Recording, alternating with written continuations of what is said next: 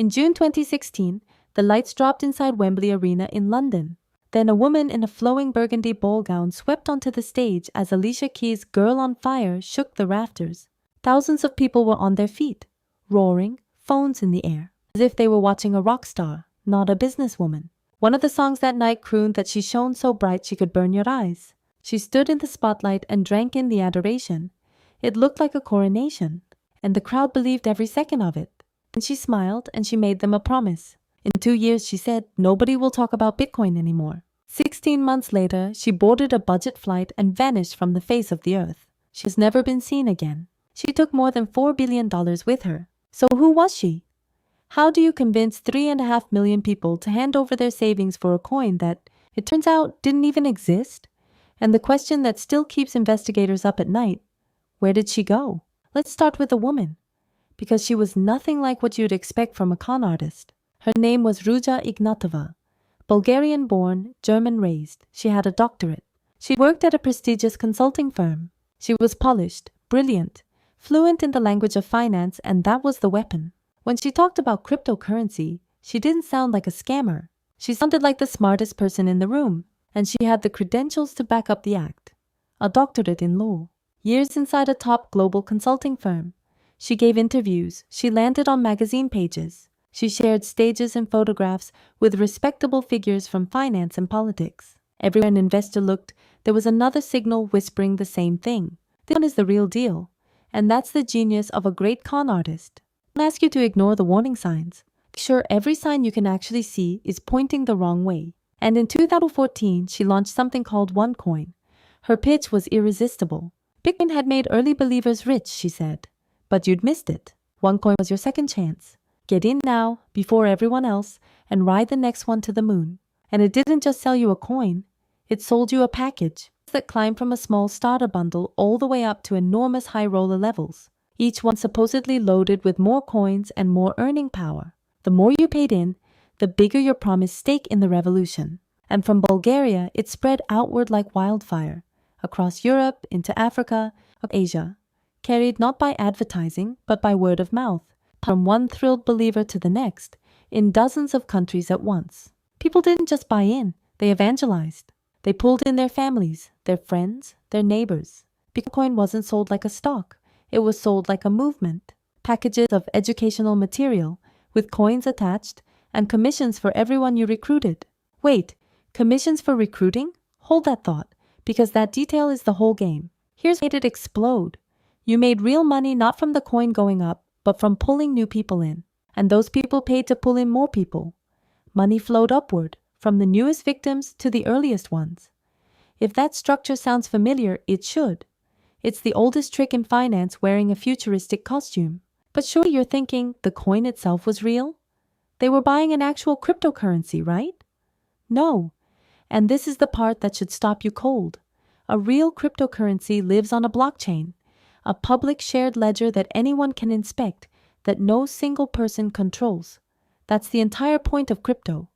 OneCoin had none of that. There was no real blockchain behind it. The value of the coin wasn't set by a market. It was simply typed in.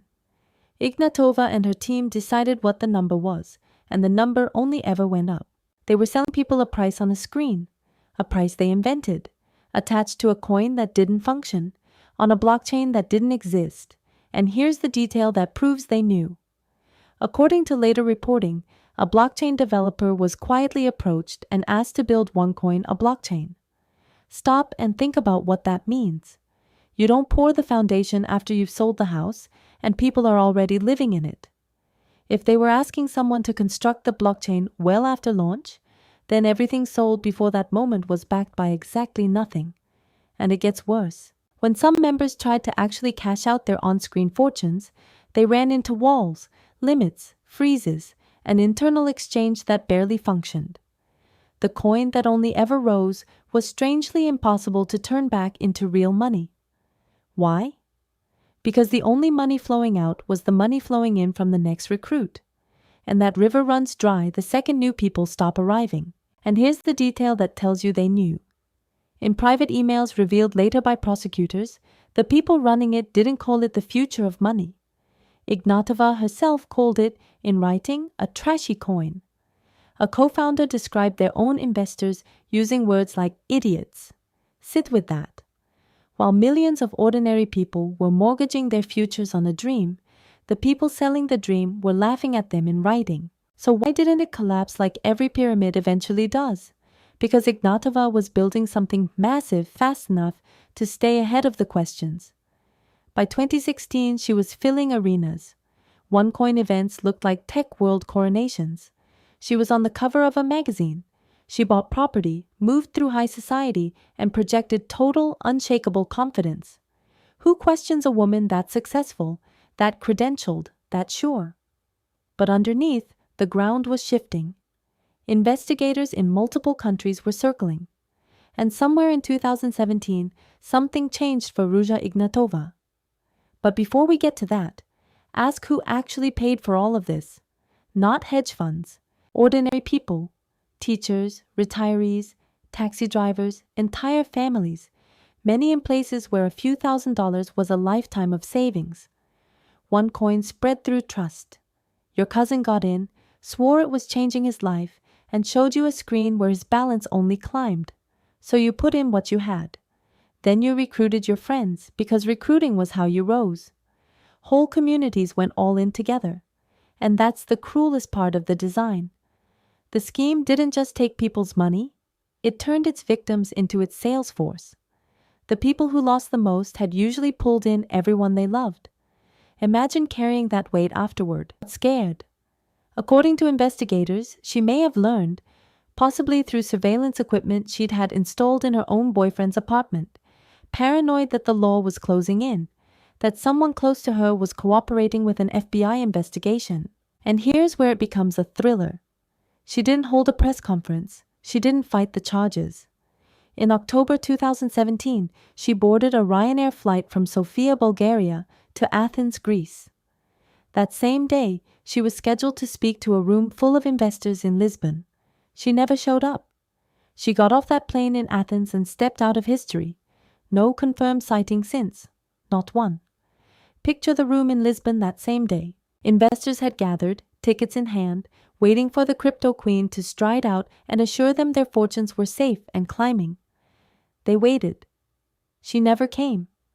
Most of them had no idea that the woman they'd trusted with their life savings had already slipped onto a budget flight and out of their lives for good. The cheering was over. The silence in that room was, in a strange way, the first honest thing OneCoin had ever told them. So the net closed on everyone she left behind. Her co-founder pleaded guilty and was sentenced to 20 years, ordered to give up $300 million. Her own brother, whom she'd reportedly hired away from a job as a forklift driver to be her right hand, was arrested at Los Angeles airport, pleaded guilty, cooperated, and walked the authorities through how the machine really worked. But Ruja? The FBI put her on its 10 most wanted fugitives list, making her, at one point, the only woman on it, and one of the very few in the list's entire history. The reward for information climbed to $5 million, and the hunt for her became its own strange saga. Investigators chased her wealth into property and shell companies. At one point, prosecutors moved to sell a multi-million-dollar penthouse she'd held in London. Leads scattered across continents. A sighting here, a rumor there, a dozen dead ends.